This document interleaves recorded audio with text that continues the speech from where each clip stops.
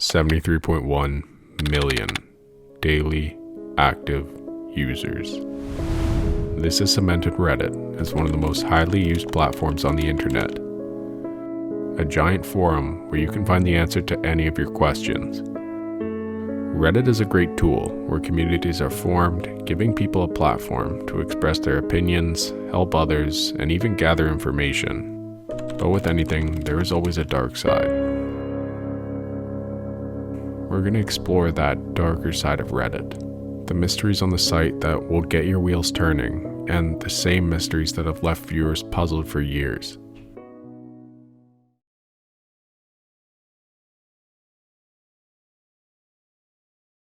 On Wednesday, July 22nd, a coworker of mine abruptly up and left work before the end of his shift and hasn't been seen since. 1 week later, a text message is received from him containing only these 3 photos.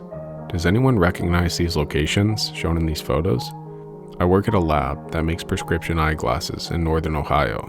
Last week, Wednesday, about 6 hours into our 10-hour shift, around 7:10 p.m., a coworker of mine got up from his station in a hurry, left his bag with his personal belongings at his desk. iPad, Bluetooth headphones, a prescription, phone charger, a book, and a couple other knickknacks, and walked out the door and didn't return. No one's seen him since. Some of my other coworkers thought he was just sick of the long hours and decided to quit, but that just doesn't make sense why he'd leave his personal belongings and not say anything. We tried calling him that same night, but his phone would just ring until it went to voicemail, and by the next morning his phone was turned off. My boss said he got a hold of his mom and that she hasn't seen or heard from him, but didn't seem too concerned. As she said, he had a history of living somewhat of a nomadic lifestyle in his past. She thinks he may have relapsed and owed someone money or just ran off with some girl.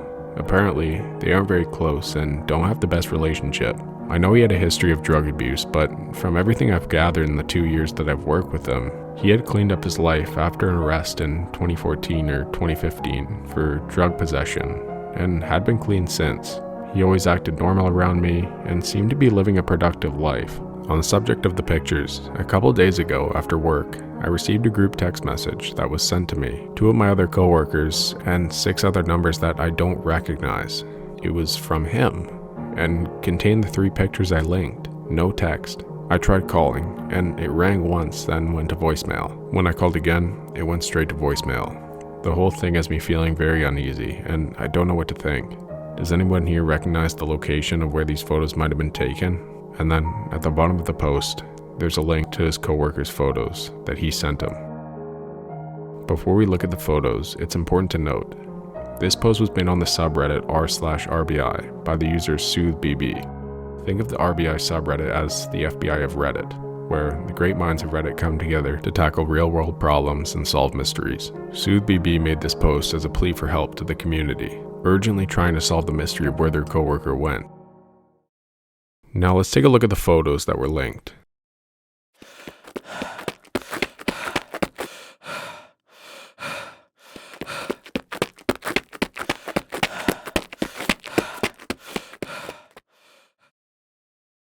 Some sort of building, a sidewalk, and a street/parking lot of some sort. Seems pretty random with some obvious blur to the photos, indicating that whoever took the photos likely took them on the fly. With such little lead that the photos give, your first thought might be to extract the EXIF data. EXIF data is information embedded within an image file, primarily used by digital cameras and smartphones to store details about the photo. This data can include a wide range of information, such as camera settings, date and time, and image specifics like resolution, orientation, etc. And the thought was maybe the EXIF data from these photos could give a location where they were shot. The OP tried this, however, the data that came up had nothing to do with the location, or anything that could help the search, meaning this angle of attack couldn't be used. In case you're wondering, OP means original poster. So when I said OP, I was referencing SoothBB, who was the person who originally posted the thread. The main concern from the commenters originally was if the police were notified, to which the OP responded. That's what my boss contacted his mom about. She said she was going to give it some time before doing anything like that, because she's absolutely convinced he's fine, and just left on his own accord. Her lack of concern is kind of mind-blowing, to be honest. If my kid got up and left, leaving behind a bag of personal possessions, I'd contact the police ASAP. We talked about calling the police ourselves, but my boss ultimately said it wasn't our place since we aren't kin and that should be left to his family instead. Sounds interesting. I mean, even if you're not that close to someone, if they randomly got up and left without anyone seeing them after, there would surely be some incentive to contact the police, you would think. Everyone who replied to this reply had the same idea, including user Zeppazuzu, who originally asked if the police were notified.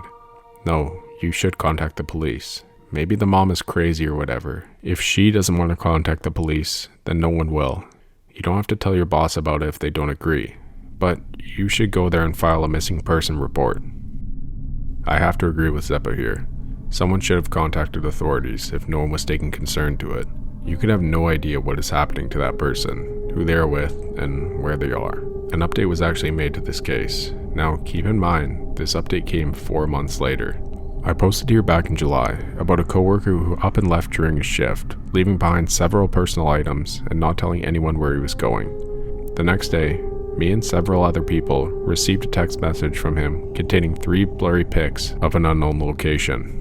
I received several good recommendations on what to do, and ultimately, the thread was closed by the mods. Today, when I logged onto my Reddit account, I was surprised to see a ton of messages and chat invites. Apparently, Nexpo made a video about my story, and several people are understandably curious about any updates.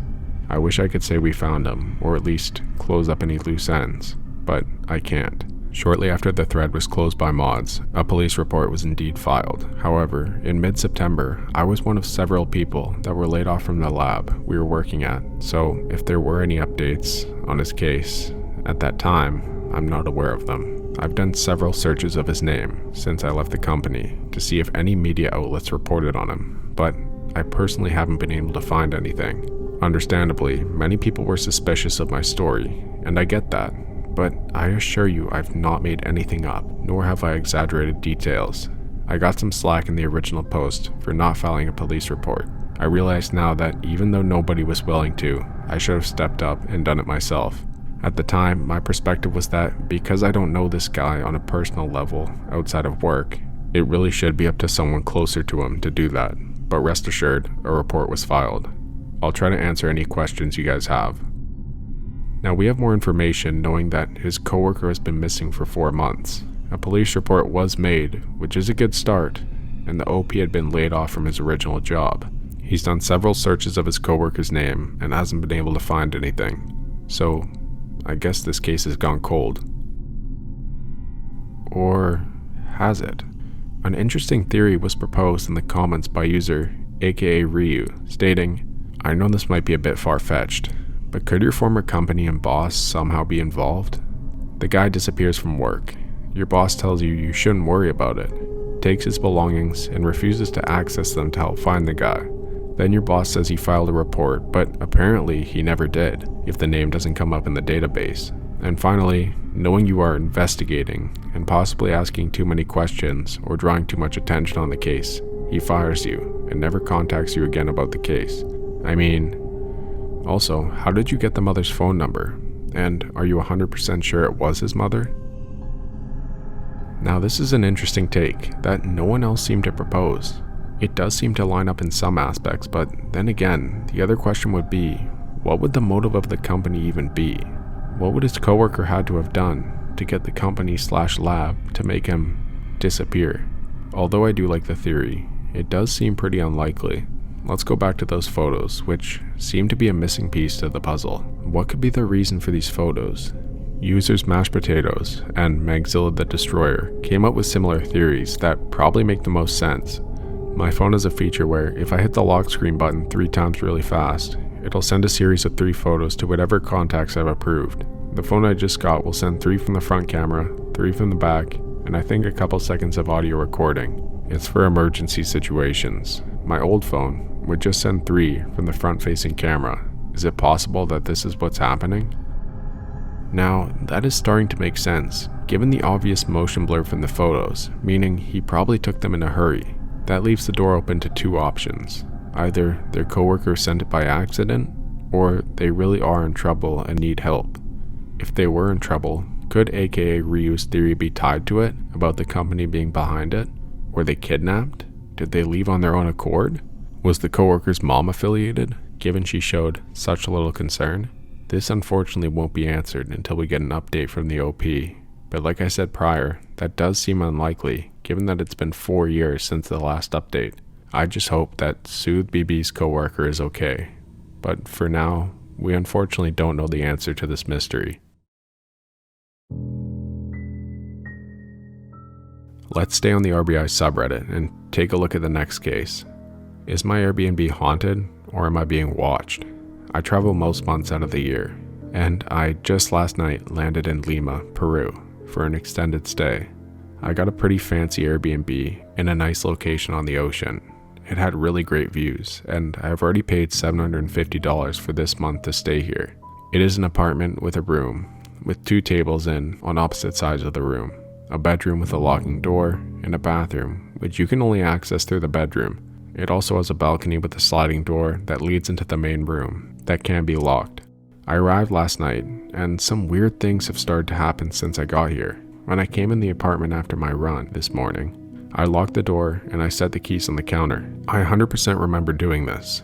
I then left my shoes in the main room and smoked a cigar in my kitchen. I lit my cigar with my personalized lighter I carry with me everywhere.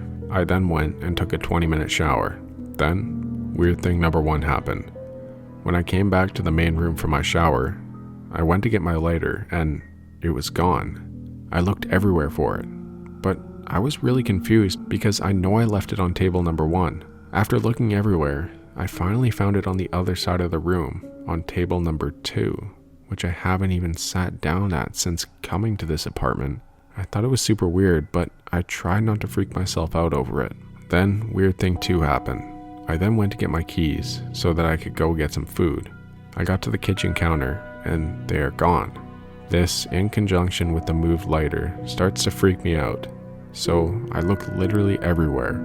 I turned the entire apartment upside down. I looked in the refrigerator. I took apart the bed. I went through every pair of clothing I had. And I even looked under the trash bag in the trash can. I looked everywhere. And nothing. I couldn't find them. Weird thing number 3. I started to get a bit paranoid, but I'm still hungry, so I go to put my shoes on so I can get food. And there is a razor blade in one of my shoes. I do not just own razor blades. There are no razor blades that I know of in this apartment. Where the F did this razor blade come from? So now I start to freak out, and I call my friend and go on my balcony to talk to him for like 15 minutes and explain what's going on. He tells me to start looking through my apartment for cameras, etc. I start pulling the place apart, looking at the wall decorations, etc. I'm doing this for about 10 minutes before I get to the kitchen, and my f***ing keys are back on the counter. What is going on? My friend thinks someone might be somehow watching me, either by a video or double-sided glass, and is trying to mess with me or threaten me. I also am worried about that, or wondering if my apartment is somehow haunted. How do I figure out what's going on? I feel unsafe, but at the same time, I paid $750 for this apartment, and I doubt I will get it back if I leave now. How do I figure out if someone is watching me, or breaking into my apartment? Any advice is appreciated. Thank you. Edit. For those asking if I am high, I don't do drugs, so that's unlikely. As for the carbon monoxide theory, I sent a photo of the razor to my friend, and they can definitely see it, so I don't think it's a hallucination. Edit 2. I'm in the process of contacting Airbnb to try and get my money back, and in somewhere new. Thanks, guys. This was made by the user Kelly Traz to the RBI subreddit 2 years ago, writing her experience on how her things have been moved around, even her finding a razor blade in her shoe. Now, a lot of people in the comments were saying that Kelly should take pictures of where she leaves her things in order for them to not get stolen. But to me, that seems too risky given the circumstances. The time frame is just too short for those things to have happened, even to the point where her keys were back on the counter in the time that she was talking on the phone with her friend on the balcony. Sure, misplacing your keys or your lighter is common, but a razor blade in your shoe?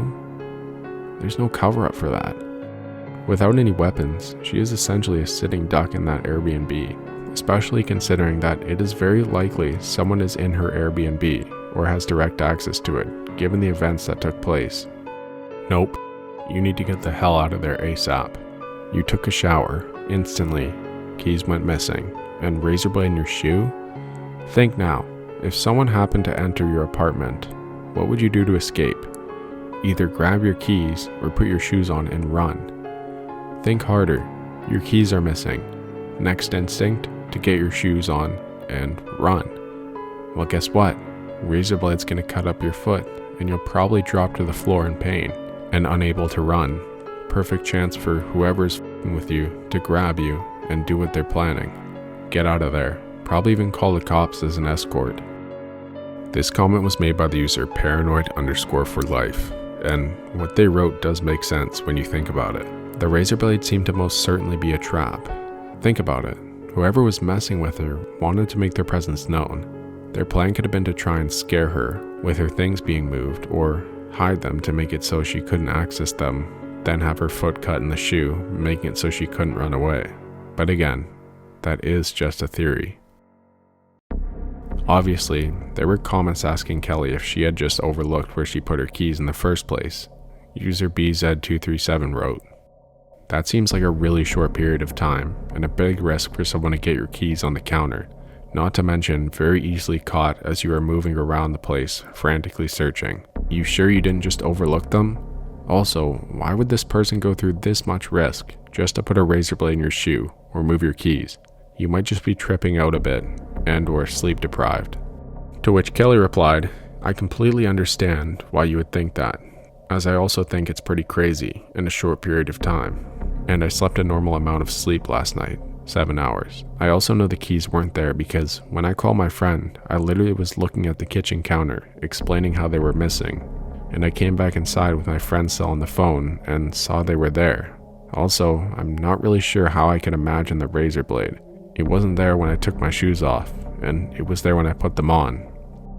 It does not seem worth the risk to stay there, especially when some people in the comments were thinking that it was the owner who was going into the place.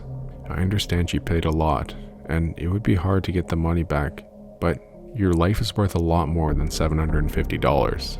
It all seems planned out, with intent." Update. I spent the night at a different hotel, and I'm currently trying to get my money back and find a new Airbnb. Thanks so much for all your advice and concern. Thankfully, Kelly took everyone's advice and got out of there safely, but who knows what was going on there?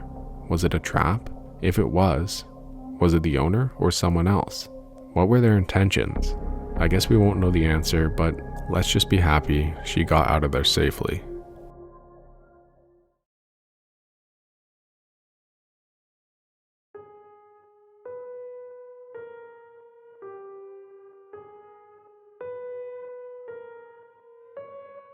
Hello everyone, I'm not sure if this is the correct place, so feel free to direct me to a better subreddit, if there is one. I flared it as a cold case, because it happened 23 years ago, but there were never charges filed, to my recollection, and I don't remember a case being made from it. This is a strange story, and I was 5, maybe 6 when it happened, so I don't have a lot of the details. I had recently told my younger sister about this story, and she encouraged me to look into the incident and see if I can find out either who this person was or if there was a larger pattern of behavior during the time frame. I'm interested in any information you all have to offer / can find on the matter, as I truly just want to satisfy some curiosity. I'm 99% sure any statute of limitations is up, and I'm not interested in reporting something so weird and from so long ago to the police for them to tell me there's nothing that can be done. Now, on to the story. When I was around 5 or 6, I got a pretty bad nosebleed that wouldn't stop. I eventually started throwing up big clots of blood as well, and my mother took me to the ER. This would be in / around the Sunman or Indianapolis area in Indiana, USA. But I don't know the name of the hospital. At the time, beds were separated only by curtains on ceiling tracks and not individual walled rooms. My mother had left my room to speak to a doctor. I think I know she left. And a woman I did not know came in shortly after she left. She was white, had medium brown hair, and looked to be in her 20s to 30s. She was wearing a blue scrub shirt with puppy dogs on it, and unmatched pants. I want to say she was not wearing scrub pants, but rather jeans or maybe sweatpants. I know they did not match her shirt, which stood out to me.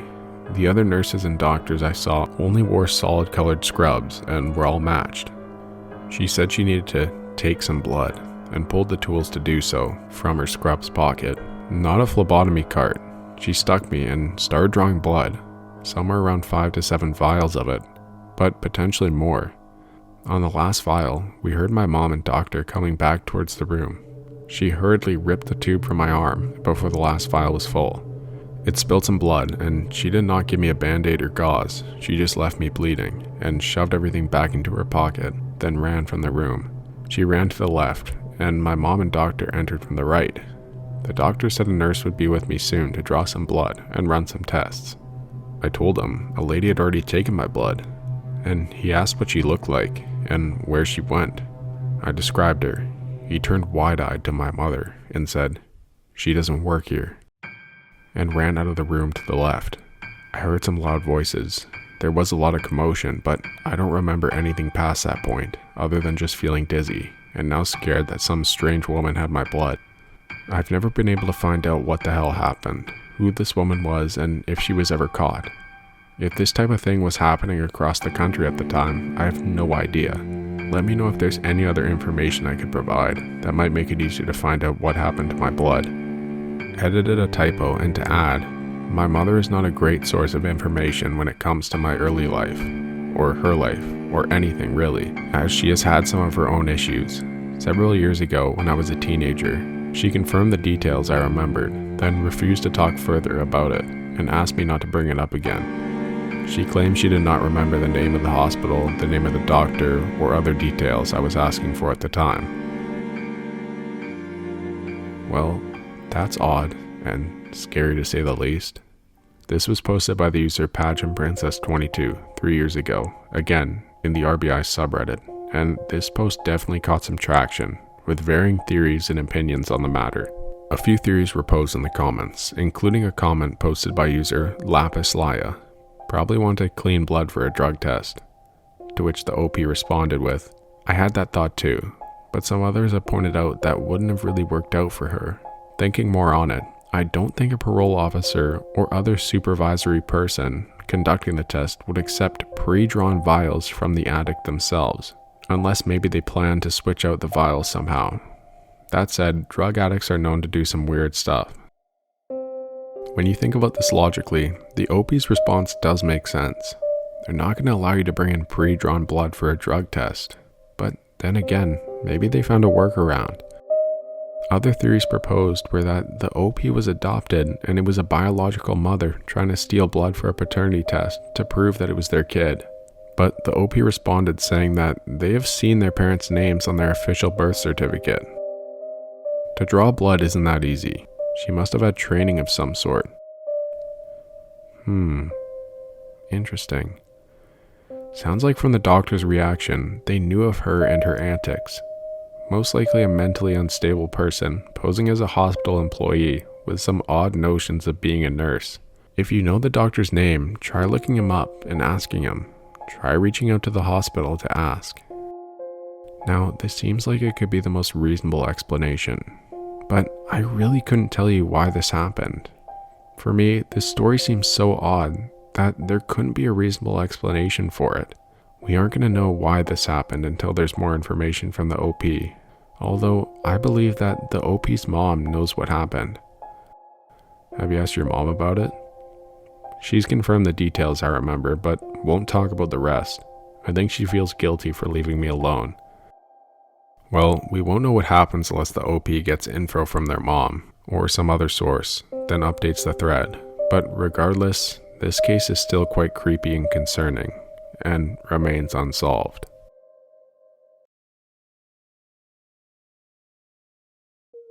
Let's take a quick stop at the legal advice subreddit, a place to ask simple legal questions and to have legal concepts explained. Need advice on talking to the police regarding my wife.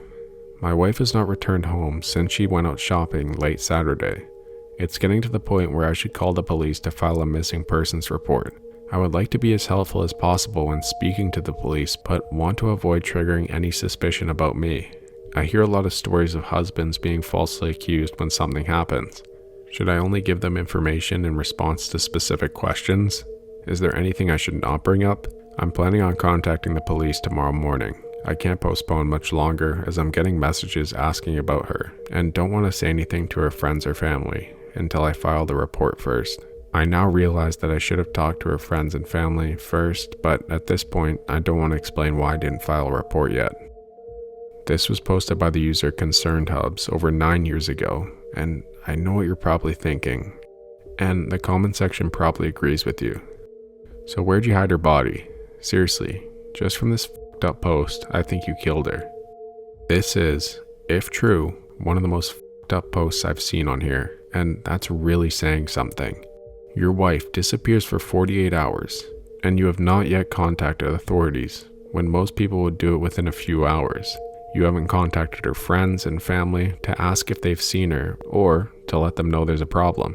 Even now, you plan to contact police tomorrow morning, waiting yet another 12 hours for no reason whatsoever. Before contacting police, however, your main concern is to avoid suspicion on yourself. You're asking about procedural questions for talking to police, when, for all you know, your wife could be kidnapped, injured, or worse. You demonstrate no concern for her safety whatsoever, only concern for yourself. Jesus Christ, man, call the goddamn cops. What the hell is wrong with you? You should have called the cops when she didn't come home Saturday. It's safe to say the comments were not happy with him, and it's clear to see why. It's important to know that this post was made on a Tuesday, and his wife went missing on a Saturday. Yes, it was that long, and he was going to wait another 12 hours to report it on Wednesday morning. Imagine if a loved one of yours, someone who you deeply care about, went missing without a trace. How long would you wait? Instead of taking action and reporting it to the police, he sends out comment after comment defending himself, writing 12 responses. The OP actually made an update on this matter. Update. It turns out that she left a note for me, saying that she was leaving town for a while to spend time with an old friend, so there's no need to report her missing as of now. I'm going to have my wife's best friend make some calls to my wife's family and friends to let them know that she's okay. That seems very convenient. She left you a note, didn't tell you, not even a text or a phone call. Did you ever try and text or call her? And it took you 3 days to find the note she left for you? Where would she have even put it? This all just seems off. I understand that this was 9 years ago, but they still had cell phones back then. Now, this update could have been an attempt to get people off his back, or it could have been real. But when looking in the comments section of the original post, I came across this. In the comments section, Jovial Grimace wrote, OP posted an Ask Reddit asking how people leave notes for their loved ones. When writing physical notes to loved ones, do you do so by pen or type them out? Now, it has since been deleted, and I can't find an exact name on who wrote it on the archived version, but based on the comments, I'm pretty sure it was the same person who made the original post. Dude, what the f***? Following his thread in r/legal advice, he was looking on how to write a note from his wife to himself saying she was leaving for a couple days when she went missing, and her friends and family started asking questions. Dude, now I'm almost positive you did something to your wife. Super sketchy. According to the OP, his wife is fine, but that doesn't mitigate from the fact of how odd and mysterious these posts were. Your main concern was yourself, when for all you knew, your wife could have been kidnapped. In an attempt to try and make himself look not guilty, he did quite the opposite.